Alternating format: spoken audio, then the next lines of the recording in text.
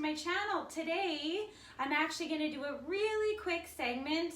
I'm going to call these segments the how-tos, because there are certain exercises that we might be putting into our routines at home or anywhere else that we might not be doing correct and that can lead to injury.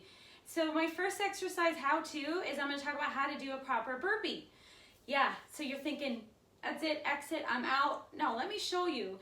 In fact, burpees are one of those things that if you do them right, and there is a little trick, you'll actually maybe not hate them so much. You'll actually might enjoy them, especially when you put them to music, okay? So that's my thing. I like burpees if I can put them to music, which one of the fitness classes I teach is a choreographed concept. It's high intensity, it's put to music, and we will be seen doing burpees to the beat of music. So that does make a difference.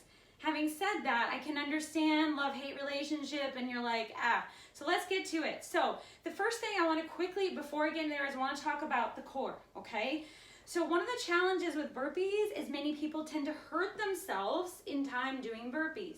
When you think about your core, the front part of your core is meant for kind of the crunching and sort of the flexion, whereas the back part of your core, the back, this whole thing is called core, is meant for extension as well as flexion. So we've got this sort of combination going on here.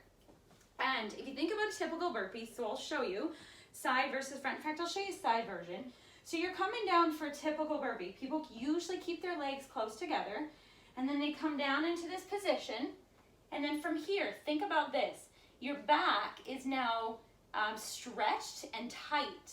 And then what we do with power is then we have to shoot our legs out and go from a sort of stretched scenario to an instant tight and extending that back.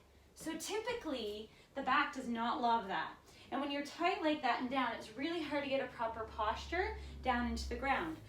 So I'm going to show you kind of a low, medium, high versions of burpee, okay? So I'm going to start from the front to show you.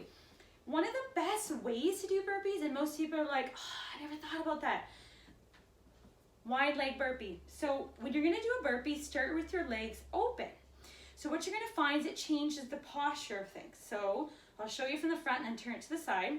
So you're going to do a burpee, you're down here. You're going to reach down, pardon the view. And then from here, my back is neutral. It is not hunched. We are good. And from here, I'm going to kick back. So much easier to do. And then I can jump in. Look at that flexion. And up I go. Look at that. So if you put that into motion, so much easier than the closed leg. So from the side version, if I was in class and I'm like, get down and do a burpee, then I'm going to come down, I'm going to come out, I'm going to come in, and I'm going to come up. And also talking about landing, it is so much easier to land fingers first and absorb that than go smack down on those hands, which I almost did. So I'm coming down, I'm going to land on my fingers, push out, come up, and then here we go. So that is a different way to do burpees, and you might find that already making me out of breath.